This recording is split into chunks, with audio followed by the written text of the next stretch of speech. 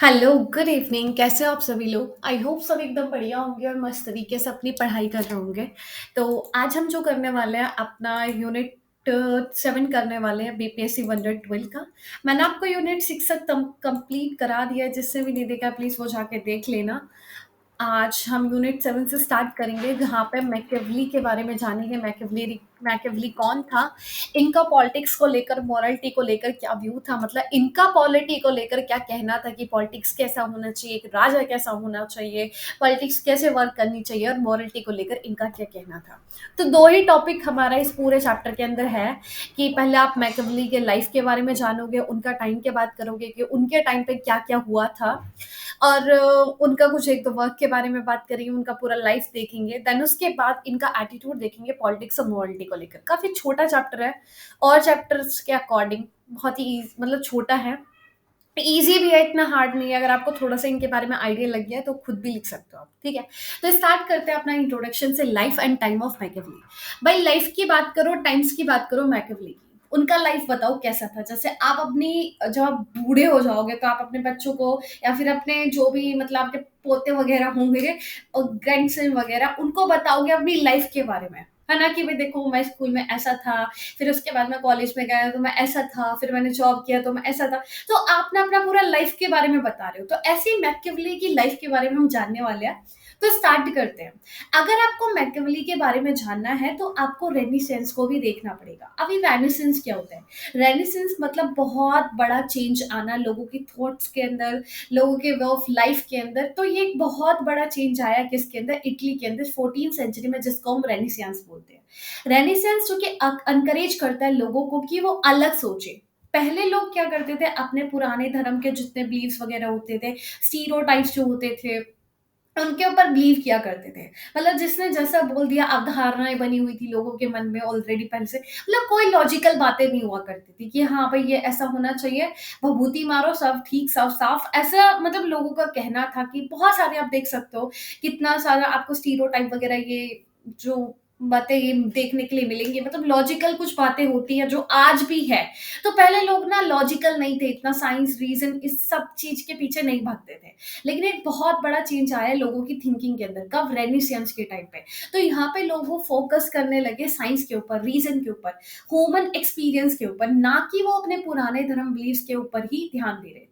इस टाइम पे लोगों का एक बहुत बड़ा शिफ्ट आया, जब पहले लोग अपनी पूरी लाइफ किसके लिए रखते थे कि हमको सिर्फ अपने दूसरे वर्ल्ड के लिए अपना आप को प्रिपेयर करना है। मतलब अब मेरी लाइफ जी रही है ना, तो मैं इस लाइफ को एक सोच में जीऊंगी कि देखो मेरा जो आने वाला जो जन्म है, मतलब जो अगला जन्म है, उस वो मेरा जन्म अच्छा जाए, इसलिए मैं अभी से अपने आप को प्रिपेयर करूँ, ठीक है? मैं अच्छा काम करूँ, अच्छी रहूँ, तभी मेरे साथ आगे जाके अच्छा होगा। बोलते हैं ना कि जैसे तुम कर्म करोगे वैसा तुम भरोगे, तो वही है। यहाँ पे बोला जाता था कि जो आपकी लाइफ है ना, वो पूरी ज़िंदगी आपकी ये है कि आप अपने आप को दूसरी ज़िंदगी के लिए तैयार कर रहे हो। तो ये लोगों की थॉट्स हुआ करती थी। लेकिन इ इस टाइम पे लोगों का जो ध्यान था, वो अब जिस अर्थ में तुम एग्ज़िस्ट कर रहे हो, भाई इस ज़िंदगी के ऊपर तो फ़ोकस करो। ह्यूमन फ्रीडम के ऊपर लोगों को अपनी फ्रीडम के बारे में थोड़ा ज्ञान आता है, लोगों को अपनी राइट्स के बारे में पता चलता है, इंडिविजुअल अचीवमेंट के ऊपर लोग ध्यान देना स्टार्ट करते हैं। यहीं से एक नई वे ऑफ थिंकिंग की भी शुरुआत होती है, जहाँ पे रिलीजियस और पॉलिटिक्स को अलग किया जाता है कि धर्म अलग है भाई, पॉलिटिक्स अलग है। धर्म को पॉलिटिक्स से मत जोड़ो।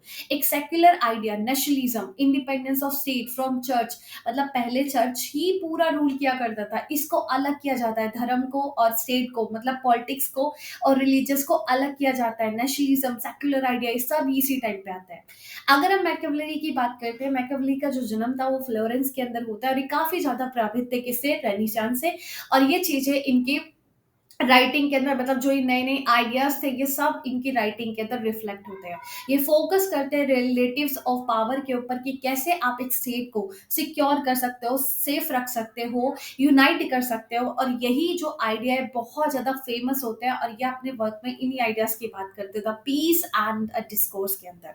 ठीक है, तो हमने पहले रेनेसांस को समझा कि रेनेसांस क्या होता है। लोग थोड़ा लॉजिकल, साइंस, ह्यूमन फ्रीडम के ऊपर ध्यान देते हैं, ना कि स्टीरियोटाइप और ऑलरेडी सोसाइटी में जो प्रीजडिस बने हुए या ऑल धर्म बिलीव्स के ऊपर, इन सब के ऊपर बाहर निकल के थोड़ा लोग लॉजिकल होने की कोशिश करते हैं। ठीक है? तो ये रेनेसांस था उस टाइम पे, कब आए थे? 14th सेंचुरी में, तो तभी हमारा मैकियावेली का जन्म होता है, और कहीं न कहीं ये रेनेसांस के जो आइडियाज़ थे, मतलब उस टाइम पे जो लोगों की नई वे ऑफ थिंकिंग्स थी, ये इसको इफ़ेक्ट करती है, और ये जो चीज़ें हैं, ये इनके वर्क के अंदर भी हमको इन्फ्लुएंस होते हुए दिखते हैं।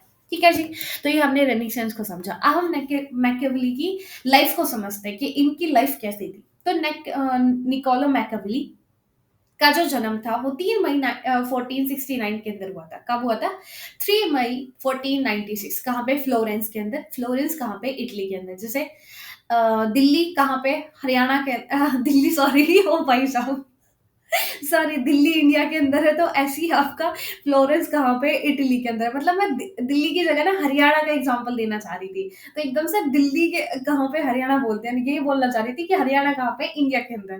ठीक है? तो मैकियावेली का जो जन्म था वो 3 मई 1469 के अंदर हुआ था, फ्लोरेंस, इटली के अंदर। इनके जो पिताश्री थे वो लॉयर थे, और मैकियावेली को काफ़ी ज़्यादा सॉलिड एजुकेशन था लैटिन और ह्यूमैनिस्ट राइटिंग के बारे में। ठीक है जी। अब जो हमारा मैकियावेली था 1498 के अंदर उनका जो करियर है वो स्टार्ट होता है एज़ अ डिप्लोमेट की तरह। किसके लिए? किसके अंदर? फ्लोरेंस के अंदर। अब जब ये डिप्लोमेट्स बनते हैं तो ये अलग-अलग कोर्ट में जाते हैं यूरोप के, वहाँ पे अलग-अलग पॉलिटिकल फिगर्स को ऑब्जर्व करते हैं, राजा को देखते हैं, वहाँ के पॉलिटिकल लीडर को देखते हैं, और ये काफ़ी ज़्यादा प्रभावित थे किससे? केसरी बोर्जिया से, और ये काफ़ी ज़्यादा एडमायर करते थे उनके बोल्ड और रूथलेस लीडरशिप को। ठीक है? हाउएवर, और तो और जो मैकियावेली थे, उनका जो पॉलिटिकल करियर है वो खत्म हो जाता है 1512 के अंदर। मतलब देख लो भाई, इनका जो पॉलिटिकल करियर था, मतलब इनका जो करियर था वो स्टार्ट ही हुआ था, अभी डिप्लोमेट बने ही थे 1498 के अंदर, लेकिन 1512 के अंदर इनका ये करियर खत्म हो गया। क्यों? क्योंकि जो मेडिसी फैमिली थी वो पावर में आ जाती है फ्लोरेंस के अंदर, वो इसके अगेंस्ट, मतलब इनके अगेंस्ट क्या करती है, एक पूरी कॉन्स्पिरेसी रचती है, और इनको डाल दिया जाता है जेल में, और इनको टॉर्चर किया जाता है, लेकिन बाद में जेल से रिहा हो जाते हैं। मैकियावेली आते हैं, वो अपने पूरे इस करियर को खत्म कर देते हैं कि अब मेरे को डिप्लोमेट्स नहीं बनते हैं, अब मैं भाई राइटिंग लिखूंगा, और बाद में राइटिंग लिखना स्टार्ट करते हैं, और यही राइटिंग, इनका जो वर्क है काफी ज्यादा फेमस होता है, द प्रिंस, जहाँ पे उन्होंने डेडिकेट किया था इस पूरी राइटिंग को किस पे? लोरेंजो दी मेडिसी, जहाँ पे वो लिखते हैं पूरा, मतलब एक किसके बारे में, मतलब एक किंग कैसा होना, मतलब एक लीडर कैसा होना चाहिए उसके बारे में, और भी इनके वर्ड्स लिखे जाते हैं। अब इनकी जो डेथ थी वो कब हो जाती है? 1527 के अंदर। इनके जो आइडियाज़ थे पॉलिटिक्स के बारे में, पावर को लेकर, लेकिन वो भी ज़िंदा थे, और वो आज भी ज़िंदा है। ठीक है, तो ये हमारा मैकियावेली का पूरा लाइफ का हो गया कि जिनका जन्म कहाँ पे हुआ था? फ्लोरेंस, इटली के अंदर। इनके पिताश्री लॉयर थे, इनको काफ़ी ज़्यादा ज्ञान था किसके बारे में? लैटिन और ह्यूमैनिस्ट राइटिंग के अंदर, और ना 1498 के अंदर एक पॉलिटिकल मतलब अपना एक करियर स्टार्ट करते हैं एज़ अ डिप्लोमेट, जहाँ पे अलग-अलग देशों में जाते हैं, वहाँ के कोर्ट्स कोर्ट्स को देखते हैं, वहाँ के पॉलिटिकल फिगर को देखते हैं, और फिर 1512 के अंदर इनका जो करियर है वो खत्म हो जाता है, क्योंकि इनको जेल में डाल दिया जाता है, क्योंकि जो मेडिसी फैमिली थी वो पावर में आ जाती है फ्लोरेंस के अंदर, और इनके ऊपर एक कॉन्स्पेरेंसी क्या करी जाती है, एक्यूज की जाती है कि इनके लिए संरचना की जाती है। ठीक है, बाद में इनको जेल में डाल दिया जाता है, फिर जेल से भी कुछ टाइम बाद इनको रिहा कर दिया जाता है, फिर उसके बाद ये बोलते हैं कि भाई अब मेरे को डिप्लोमेट्स नहीं बनना है, अब तो मैं राइटिंग लिखूंगा, और ये लिखना स्टार्ट करते हैं, और बाद में इनकी जो राइटिंग है वो काफ़ी ज़्यादा फेमस होती है, और 1527 के अंदर इनका देहांत हो जाता है, लेकिन इनके जो आइडियाज़ थे वो आज भी ज़िंदा है। ठीक है जी, तो ये हमारा पूरा मैकियावेली का लाइफ के बारे में हो गया। अब मैकियावेली के टाइम की बात करते हैं। तो अगर हम मैकियावेली के टाइम की बात करते हैं तो इटली भाई अलग-अलग स्टेट में डिवाइडेड था। क्या था? इटली अलग-अलग स्टेट में डिवाइड था, जैसे Florence, Venice, mainland, PayPal states and kingdom of Naples. ठीक है? तो अलग-अलग स्टेट में ये क्या था? इटली डिवाइडेड था, और ये छोटे-छोटे स्टेट आपस में लड़ते रहते थे। जैसे छोटे-छोटे बच्चे नहीं लड़ते रहते हैं। ऐसे ही ये अलग-अलग स्टेट क्या करते थे, इटली के अंदर आपस में लड़ते रहते थे। अब यही लड़ाई क्या करती है, इटली को वीक बनाती है, और ओपन करते हैं कि बाहरी कोई बड़ी कंट्री आए, पावरफुल कंट्री आए, और वो क्या करे, इसको इन्वेड कर ले, इसको कब्ज़ा कर ले। जैसे फ्रांस और स्पेन काफ़ी ज़्यादा, मतलब इन उस टाइम पे पावरफुल नेशन थे, और इटली इतना वीक था कि अंदर से ही वो वीक था। जब आपस में आपके घर में नहीं बनेगी, तो भाई पड़ोसी तो आके आपके घर में चुगली तो करेंगे। ठीक है? तो वही सेम बात थी कि आपस में लड़ते रहते थे और बाहर से दूसरा देश अटैक करता था। इनसाइड फ्लोरेंस के अंदर जो रूलिंग फैमिली थी, कौन-सी मेडिसी, वो क्या करती थी, वो काफ़ी ज़्यादा करप्ट थी और वो पावर को यूज़ करती थी अपने खुद के गेन के लिए, ना कि लोगों के लिए। और ये चीज़ मैकियावेली को बिल्कुल भी पसंद नहीं थी। इसी टाइम पे जो यूरोपियन कंट्री थी जैसे फ्रांस, इंग्लैंड, स्पेन, ये काफ़ी ज़्यादा स्ट्रॉन्ग हो रही थी और काफ़ी ज़्यादा यूनिफाइड ये नेशन थे और पावरफुल यहाँ पे मोनार्क थे। मतलब काफ़ी अच्छे राजा थे और पूरा यूनिफाइड था, ना कि इटली की तरह बँटा हुआ था। मैकियावेली चाहते थे कि इटली को यूनिफाई किया जाए और इसको स्ट्रॉन्ग बनाया जाए और ये सब कैसे होगा जब हम अपने पूरे जो है अंदर के आपस में ही स्टेट लड़ रहे हैं, जब ये लड़ना बंद कर देंगे। तो इसी से हमको पहले अपने आप को अंदर से बचाना है और फिर उसके बाद बाहर से बचाना है। तो अपनी राइटिंग में फ़ोकस करते हैं कि कैसे एक स्ट्रॉन्ग लीडर क्या कर सकता है, एक देश को यूनिफ़ाई कर सकता है, यूनिटी बना सकता है, स्टेबिलिटी को क्या कर सकता है, इंश्योर कर सकता है, उसके लिए उसको हार्श भी होना पड़े तो वो हार्श हो, उसको कंट्रोवर्शियल मेथड का यूज़ करना पड़े तो वो कंट्रोवर्शियल भी हो सके। शांतिपूर्वक अगर उससे शांति नहीं हो पा रही है, एक देश यूनिटी नहीं बना पा रहा है, यूनिफ़ाई नहीं हो पा रहा है, अगर उसको हमला करना पड़े, उसको मतलब थोड़ा हार्श होना पड़े तो वो हो सकता है। ये किसका कहना है? मैकियावेली का कहना है। ठीक है? तो ये पूरा मैकियावेली का कहना था। अब हम बात करते हैं मैकियावेली का एटीट्यूड पॉलिटिक्स और मोरालिटी को लेकर। इनका पॉलिटिक्स और मोरालिटी को लेकर क्या कहना था? तो हम बात करते हैं पॉलिटिक्स और मोरालिटी के ऊपर। तो मैकियावेली काफ़ी ज़्यादा डीप कंसर्न थे अपनी इटली को स्टेबल करने के लिए। वो चाहते थे कि कैसे मैं इटली को स्टेबल बना सकूँ, पीस रख सकूँ, उसको उसको यूनाइट कर सकूँ, रीयूनाइट कर सकूँ, ना कि वो अलग-अलग उसमें स्टेट में विभाजित है तो उसको मतलब वो यूनिफाइड करना चाहते थे। अब इस चीज़ को वो मतलब कैसे अचीव करें, इस चीज़ को समझने के लिए वो क्या करते हैं, हिस्ट्री को पढ़ते हैं। उनका मानना था कि देखो भई अगर मैं पास्ट को देखूँगा मतलब पास्ट को स्टडी करूँगा तो मेरे को आज की जो प्रॉब्लम है ना, उनको सॉल्व करने के बारे में पता चल जाएगा। मतलब अगर आपके मॉडर्न टाइम में कोई भी प्रॉब्लम आती है तो उस प्रॉब्लम का सॉल्यूशन आपको अपनी हिस्ट्री में मिल जाएगा। इनका मानना था कि जो ह्यूमन नेचर होता है हमेशा सेम होता है। सभी लोग क्या करते हैं, वो अक्सर सेम ही बिहेव करते हैं, सिमिलर वे में ही। सेम ही डिसीजन लेते हैं ओवर द टाइम। सब लोगों का जो नेचर है ना, नेचर कभी नहीं बदलता ह्यूमन का। ये किसने कहा है? मैकियावेली ने कहा है। ठीक है? तो बोलते हैं कि ह्यूमन जो रिएक्ट करता है ना, वो सेम ही करता है, बेशक वो 100 साल पहले की बात हो या आज की बात हो। ठीक है? प्रॉब्लम को सॉल्व करेगा वो 100 साल पहले किया हो या आज किया हो, उसका जो पूरा सोचने का नज़रिया होगा या बिहेव करने का, वो सेम ही होगा। तो इसलिए आज की प्रॉब्लम है, वो मैं देखूँगा किसके अंदर? हिस्ट्री के अंदर। ठीक है? तो मैकियावेली स्टडी करते हैं किसको? एंशिएंट रोम को। वहाँ पे वो पूरा जानते हैं कि जो रोम है, वो कैसे एक पावरफुल एक एम्पायर बना और कैसे वो टूट गया।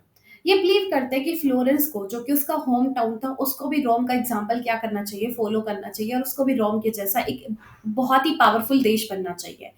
अब इनकी स्टडीज़ से इन्होंने कंक्लूड किया कि पॉलिटिक्स को सेपरेट करना है मोरालिटी से, कि जो ये मोरालिटी है इसके अंदर कोई मतलब मोरालिटी का कोई जगह नहीं होना चाहिए पॉलिटिक्स के अंदर। दूसरे शब्दों में बोले, इनका कहना था कि एक रूलर मतलब एक जो भी तुम्हारे यहाँ पे रूलर है, लीडर है, उसका गोल होना चाहिए कैसे वो अपनी स्टेट की पावर को इंक्रीज़ कर सके।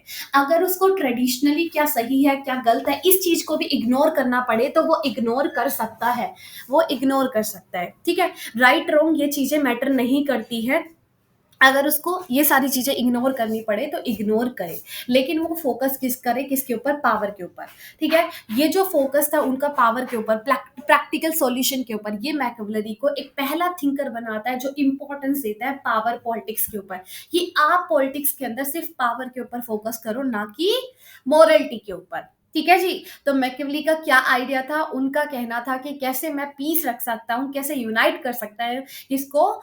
इटली को। तो उस चीज़ को जानने के लिए, उसका आंसर लेने के लिए वो हिस्ट्री को पढ़ते हैं, जहाँ पे वो रोमन एम्पायर को पढ़ते हैं और रोमी एम्पायर को पढ़ते वक़्त वो कुछ सॉल्यूशन निकालने की कोशिश करते हैं, जहाँ पे वो कंक्लूड करते हैं कि एक पहले तो मोरालिटी को हटा दो किसके अंदर? पॉलिटिक्स के अंदर से, और एक राजा को पूरा हार्श भी बनना पड़े तो हार्श बने। ट्रेडिशनली क्या सही है, क्या गलत है, इस चीज़ से बाहर निकल के, इस चीज़ को इग्नोर करके वो अपनी पावर के ऊपर फ़ोकस करे। ठीक है?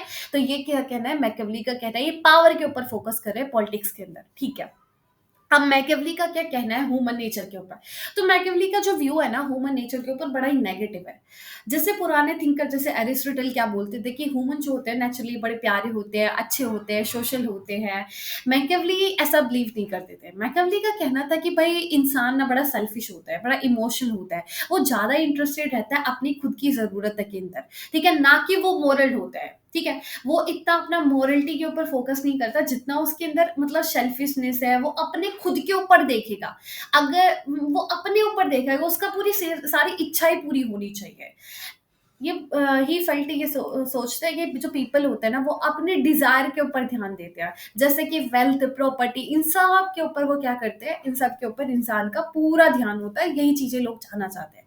इवन इन्होंने ये भी बोला है कि जो लोग है ना वो क्या करेंगे, उनके पिता को किसी ने मारा है उसको भी माफ कर देंगे, लेकिन इतना इजीली अगर उसकी प्रॉपर्टी को किसी ने चुरा लिया है उसको माफ नहीं करेंगे। मतलब अगर किसी इंसान के पिता को किसी ने मार दिया है तो वो उसको इजीली माफ कर देगा, बल्कि वो इतना किसी इंसान को जब माफ नहीं करेगा जब उसका प्रॉपर्टी ले लिया होगा। ठीक है? तो इनका ये कहना था। अब ये जो व्यू था ह्यूमन नेचर को लेकर, मैकियावेली बोलते हैं कि रूलर जो प्रिंस है उसको रियलिस्टिक बनना है, उसको दूसरे लोगों के ऊपर बिलीव नहीं करना है। ये एडवाइस करते हैं कि रूलर को सिर्फ ऐसे डिसीजन लेने हैं जो पावर को उसको बनाए रखे, मतलब पावर को बनाए रखे उसकी, बेशक वो मोरल एथिकल हो या ना हो। उसको सेपरेट करना होगा पॉलिटिक्स से, किसको, मोरलिटी को, मोरलिटी को निकाल लेना होगा और अपनी पावर के ऊपर ध्यान देना होगा, किसके अंदर, पॉलिटिक्स के अंदर। तो इसका ये कहना है। ठीक है? अब मैकियावेली बिलीव करते हैं कि देखो भाई, पावर पॉलिटिक्स, हाँ ह्यूमन नेचर हो गया। अब हम बात करते हैं मैकियावेली का पावर और पॉलिटिक्स। पावर और पॉलिटिक्स मतलब पावर के ऊपर कैसे ध्यान देते हैं पॉलिटिक्स के अंदर। तो रेनेसांस के टाइम पे जहां पे रिलीजियस ट्रेडिशनल वैल्यूज को छोड़कर लोग ध्यान दे रहे थे इंडिविजुअल ससेक्स और पावर के ऊपर। ससेक्स को अक्सर माना जाता था रूथलेस, इग्नोर करना ट्रेडिशन, मॉरल रूल्स को। पावर काफी ज्यादा इंपॉर्टेंट गोल हो गया किसके अंदर, पॉलिटिक्स के अंदर। मैकेवली से पहले कुछ थिंकर्स है जो बिलीव करते थे कि जो पॉलिटिक्स है उसके अंदर मोरलिटी कनेक्टेड होती है, जैसे एरिस्टोटल। एरिस्टोटल का कहना था कि state power should be use for good moral purpose, कि स्टेट जो होगी वो पावर को यूज करेगी किसके लिए, गुड और मोरल पर्पस के लिए, ना कि बेकार के लिए। जो रूलर होना चाहिए वो वर्चुअस होना चाहिए, मोरल होना चाहिए, उसको लोगों से रिस्पेक्ट गेन करना चाहिए। लेकिन मैकेवली इस चीज से डिसएग्री करते हैं। उनका बिलीव था कि मेन गोल रूलर का ये होना चाहिए कैसे वो अपनी पावर को बढ़ा सके, मेंटेन कर सके। अगर उसको कभी कभी एक्ट करना पड़े इमोरली तो वो कर सकता है। द प्रिंस पैकेवली आर्ग्यू करते हैं कि ruler should focus only keeping power, कि रूलर को फोकस करना है पावर को बनाए रखने में। उसको झूठ बोलना पड़े, उसको वायलेंस करना पड़े, उसको क्रूर होना पड़े, बने important ruler. It was a important for ruler, और ये वो जानते थे कि रूलर को भाई देखो मोरल भी होना चाहिए, जस्ट भी होना चाहिए, एक न्याय भी देना चाहिए, मोरल भी होना चाहिए। लेकिन उसको अपने आप को इस चीज के लिए भी रेडी रखना है कि अगर उसको लगे कि मोरलिटी जरूरत नहीं है इस टाइम पे मेरी पावर के लिए, तो वो इमोरलिटी को भी यूज कर सकता है, उसके अपोजिट वेस को अगर उसको जरूरत पड़े तो उनको भी यूज करे, ना कि अपने राज्य को डुबा दे और सत्यवादी बन जाए। तो मैकेवली का कहना था कि पावर सबसे ज्यादा इंपॉर्टेंट है, मोरलिटी बाद में है। ठीक है? तो क्या कहना है, मैकेवली बोलते हैं कि देखो भाई, एरिस्टोटल बोल के गए थे कि देखो पावर को यूज करो गुड और मॉरल पर्पस के लिए, लेकिन मैकेवली बोलते हैं ना ना ना, तुम अपनी पावर के ऊपर ध्यान दो, इमोरलिटी मोरलिटी के ऊपर बाद में ध्यान दो। अगर तुमको अपनी पावर को बनाए रखने के लिए इमोरल एक्ट करना पड़े तो करो। उन्होंने अपने वक्त द प्रिंस के अंदर बोला है कि मैकेवली आर्ग्यू करते हैं कि रूलर को अगर अपनी पावर बनाए रखनी है, उसके लिए उसको झूठ बोलना पड़े, वायलेंस करना पड़े, क्रूर होना पड़े तो वो करे। ये वो मानते थे कि रूलर को भाई मोरल भी होना चाहिए, जस्ट भी होना चाहिए, लेकिन अगर कभी जरूरत पड़े उसके अपोजिट वेज का यूज करने का तो उसके लिए भी वो रेडी रहे। ठीक है? तो मैकेवली का जो पहला फोकस है वो पावर के ऊपर है, कि पावर सबसे जरूरी है, मोरलिटी उसके बाद आती है। ठीक है जी? तो मैकेवली बिलीव करते हैं कि पावर अगर किसी इंसान के पास है तो उसके पास ये भी अधिकार है वो उसको यूज करे, बेशक वो मोरल हो या ना हो। इनका जो व्यू है एक गुड पर्सन को लेकर, बोलते हैं कि देखो भाई, एक अच्छा इंसान गारंटी नहीं है कि वो एक अच्छा रूलर बने। अच्छा इंसान एक हमेशा अच्छा रूलर नहीं हो सकता। goal only The only goal that matter have securing well-being in his life, including security, frame and power। सिर्फ ये गोल्स मैटर करते हैं कि आप लोगों की लाइफ को सिक्योर रखो, सिक्योरिटी, फ्रेम, पावर, इन सब के ऊपर ध्यान दो। ये रिजेक्ट करते हैं क्रिश्चियन आइडिया को जहां पे ह्यूमैनिटी, मॉडेस्टी के ऊपर ज्यादा ध्यान दिया जाता है रूलर के लिए। वो तो काफी इंपॉर्टेंट माने जाते हैं रूलर के लिए, बोलते हैं नहीं भाई ये जरूरी नहीं है। मैकिवली क्रिटिक करते हैं किसको, रिलीजियस को। वो बोलते हैं कि देखो भाई, धर्म एक यूजफुल है किसके लिए, लोगों को कंट्रोल करने के लिए। उसका यूज किया जा सकता है अगर आप लोगों को कंट्रोल करना चाहते हो, एक स्टेट को स्ट्रांग रखना चाहते हो, तो उसके लिए आप एक धर्म का यूज कर सकते हो। अगर रूलर को लगता है कि रिलीजियस बिलीफ उसके ऑर्डर को बनाने में हेल्प कर सकता है तो यूज करे, लेकिन वो खुद उसको माने या ना माने उस चीज से फर्क नहीं पड़ता। अगर उसको वो उसके पावर को बढ़ाने में हेल्प कर रहा है, एक धर्म लोगों को ऑर्डर में रखने में हेल्प कर रहा है, उसको स्ट्रांग बनाने में हेल्प कर रहा है, तो वो उसको वहां पे फॉलो होने दे, धर्म को फॉलो होने दे, बेशक वो खुद फॉलो करे या ना करे। ठीक है, तो ये किसका कहना है, मैकेवली का कहना है। तो ये पूरा मैकेवली का ज्ञान था।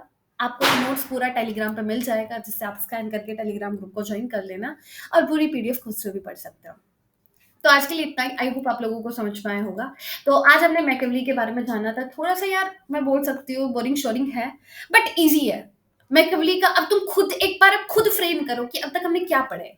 हमने पहले जाना था मैकेवली का जन्म। जन्म से पहले हमने उनकी लाइफ की बात करी थी। तो उनकी लाइफ को जानने से पहले हमसे बोला गया था कि आपको रेनिसेंस को पढ़ना है। अब रेनिसेंस क्या होता है इसके बारे में बता दो, फिर उसके बाद थोड़ा मैकेवली के बारे में बता दो कि उनका जो ये रेनिसेंस का आइडिया है ना, वो कहीं ना कहीं उनकी राइटिंग में भी झलकता है।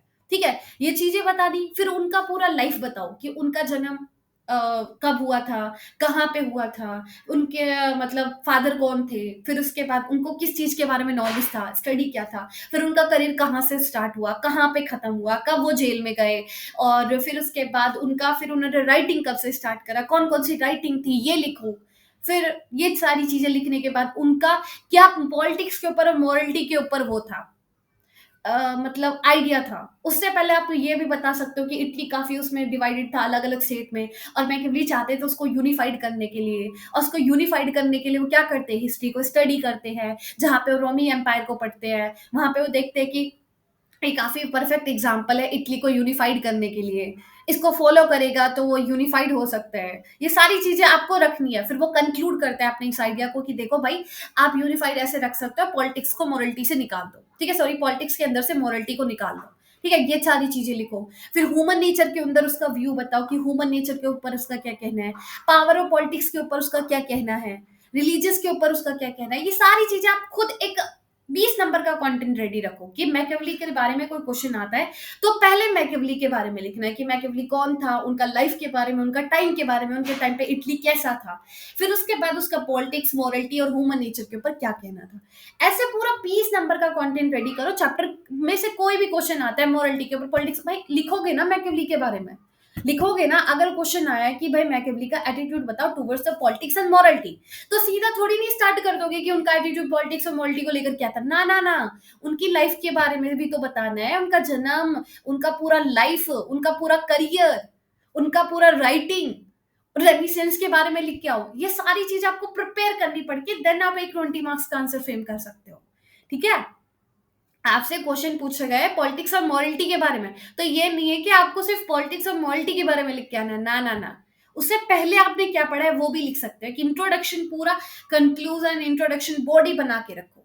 तो अगर आप इस पर्सपेक्टिव से पढ़ोगे ना, अपने आप आपके आंसर बनने स्टार्ट हो जाएंगे। काफी लोग बोलते हैं मैम हम 20 नंबर का आंसर फ्रेम नहीं कर पाते। क्यों नहीं कर पाते हो? क्योंकि आपसे क्वेश्चन पूछा जाता है कि भाई बताओ लाइफ ऑफ मैकेवली, अब तुम क्या लिख के आओगे, इसकी लाइफ के बारे में लिख के आओगे, इनका व्यू नहीं लिख के आओगे पॉलिटिक्स और मोरलिटी और ह्यूमन नेचर के ऊपर। तो कैसे फ्रेम कर सकते हो? यहाँ पे कनेक्ट करो टॉपिक्स को कि अगर हमसे उसकी लाइफ के बारे में पूछा जा रहा है तो भाई हम लाइफ के साथ साथ रेनिसियंस, उनका पूरा टाइम, उनका पूरा जो उन्होंने पूरा स्टडी करा हिस्ट्री को, वो भी लिख के आएंगे। देन उसके बाद पॉलिटिक्स, मोरलिटी, ह्यूमन नेचर और रिलीजियस के ऊपर उनका क्या कहना था, ये सारी चीजें आपको लिखनी पड़ेगी, तब एक 20 नंबर का आंसर रेडी होगा। समझे? ये चीजें आपको ध्यान देनी पड़ेगी। तो आज के लिए इतना ही। आई होप आप लोगों को समझ में आया होगा। कहीं कोई दिक्कत परेशानी तो मेरे को बताने का है। मिलते हैं नेक्स्ट लेक्चर के। सो बाय, टेक केयर, अपना ध्यान रखना, ख्याल रखना। और क्लास की पीडीएफ आपको टेलीग्राम पे मिल जाएगी, मैंने स्कैनर दे दिया आपको इसी के अंदर, तो इसको स्कैन करके आप ज्वाइन कर सकते हो। और लिंक चाहिए तो लिंक भी आपको कहाँ पे मिल जाएगा, डिस्क्रिप्शन बॉक्स में मिल जाएगा। सो बाय, टेक केयर, अपना ध्यान रखना, ख्याल रखना। All the very best.